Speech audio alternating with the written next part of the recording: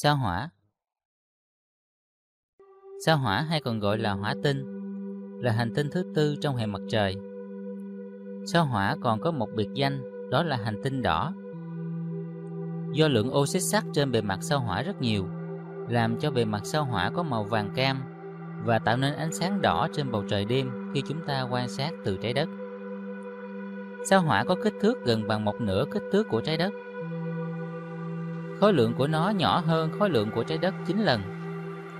Tỷ trọng của sao hỏa nhỏ hơn tỷ trọng của trái đất. Thể tích sao hỏa chỉ bằng 15% thể tích của trái đất. Diện tích bề mặt sao hỏa nhỏ hơn tổng diện tích đất liền trên bề mặt trái đất. Sao hỏa cách mặt trời khoảng 249 triệu km, gấp khoảng 1,5 lần khoảng cách từ mặt trời đến trái đất. Lượng nhiệt nhận được từ mặt trời nhỏ hơn trái đất 2,5 lần, nên sao hỏa có khí hậu lạnh lẽo. Ở xích đạo, vào ban ngày, nhiệt độ có thể lên đến 20 độ C. Vào ban đêm, nhiệt độ hạ xuống âm 45 độ C. Không có nước ở thể lỏng tồn tại do áp suất khí quyển rất thấp, nhưng có một lớp băng vĩnh cửu rộng lớn bao phủ ở hai vùng cực. Nếu băng ở nam cực của sao hỏa tan hết, có thể tạo nên một lớp nước dày đến 11 mét bao phủ toàn bộ bề mặt sao hỏa. Nhiều chứng cứ được phát hiện đã chứng tỏ khả năng xưa kia trên sao hỏa đã từng có nước lỏng tồn tại. Năm 2004, người ta đã phát hiện ra khoáng chất Larosit. Độ khoáng chất này chỉ hình thành trong môi trường nước axit.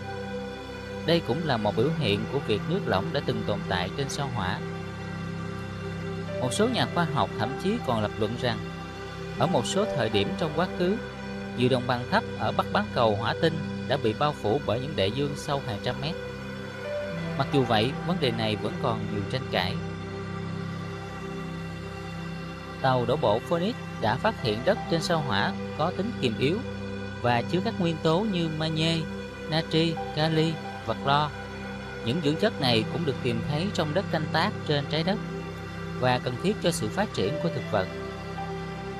Sao hỏa là hành tinh đất đá với một lớp khí quyển mỏng. Do độ nghiêng của trục và chu kỳ tự quay quanh trục của sao hỏa gần giống với trái đất, nên các mùa trên sao hỏa khá giống với trên trái đất. Sao hỏa có thành phần chủ yếu từ đá bazan. Vùng lõi dày khoảng 1480 km, chứa chủ yếu là sắt. Bao quanh lõi là lớp silicat. Lớp này hình thành kiến tạo với sự hoạt động của những núi lửa, nhưng hoạt động này đã ngừng hẳn. Lớp vỏ sao hỏa dày trung bình 50 km, trong khi đó độ dày trung bình của lớp vỏ trái đất chỉ là 40 km. Trên sao hỏa có rất nhiều hố va chạm, có khoảng 43.000 hố lớn nhỏ với đường kính từ 1 km trở lên đã được phát hiện. Sao hỏa nằm gần vành đai tiểu hành tinh giữa sao hỏa và sao mộc, nên khả năng sao hỏa va chạm với các tiểu hành tinh là rất lớn.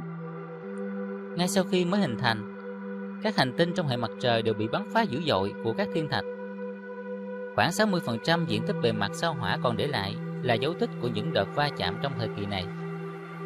Một lòng chảo va chạm khổng lồ ở bắc bán cầu của hỏa tinh dài 10.600 km, rộng 8.500 km, gần bằng diện tích châu Âu, châu Á và lục địa Australia cộng lại. Các nhà thiên văn cho rằng, cách nay khoảng 4 tỷ năm, sao hỏa bị va chạm với một thiên thể tương đương với sao Diêm Vương, kích thước từ 1/10 đến 1/3 mặt trăng, đã tạo nên lòng chảo Borealis này. Nó bao phủ khoảng 40% diện tích của bề mặt hành tinh. Ngọn núi cao nhất ở đây là Olympus Mons. Đây cũng là ngọn núi cao nhất trong hệ mặt trời, cao 27 km, gấp 3 lần đỉnh Everest. Hẻm núi Valles Marineris dài 4.000 km, sâu 7 km. Đây cũng là hẻm núi dài và rộng nhất trong hệ mặt trời. Sao hỏa đã bị mất từ quyển từ 4 tỷ năm trước. Do vậy, gió mặt trời tương tác trực tiếp đến tầng điện ly của hành tinh, làm giảm mật độ khí quyển, nên khí quyển của sao hỏa rất mỏng và loãng. Khí quyển sao hỏa chiếm đến 95% là carbon dioxide, còn lại là nitơ khoảng 3%, argon khoảng 1,6% và có chứa những dấu vết của oxy và hơi nước. Khí quyển khá nhiều bụi bặm khiến cho bầu trời sao hỏa có màu vàng nâu. Trên sao hỏa cũng có những trận bão bụi lớn nhất hệ mặt trời.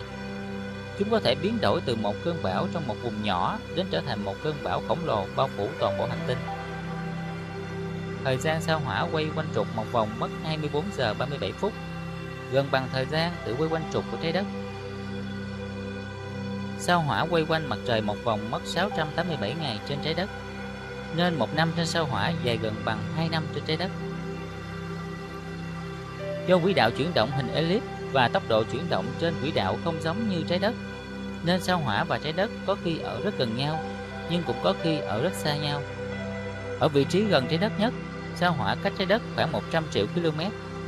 Chúng ta có thể dễ dàng quan sát được sao Hỏa trên bầu trời với một ngôi sao đỏ sáng và to gần bằng sao Kim.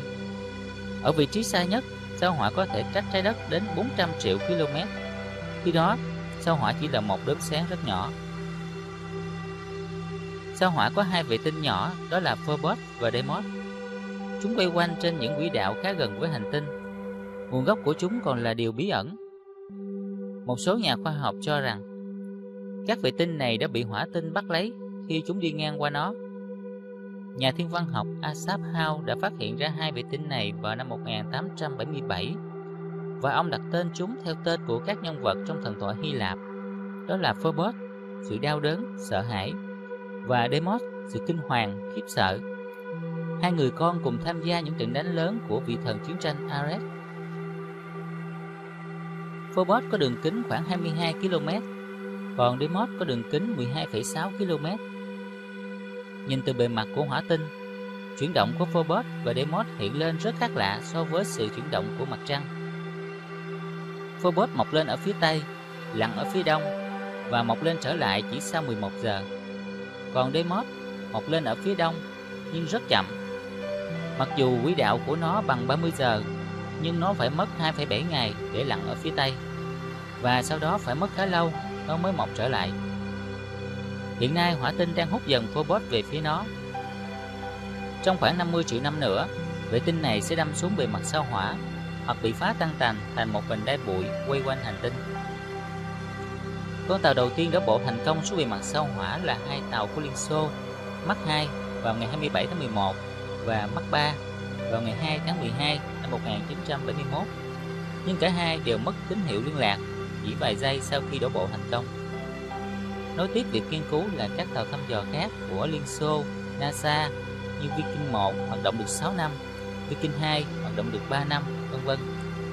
Cơ quan ESA hy vọng sẽ đưa người đặt chân lên sao Hỏa vào những năm 2030-2035.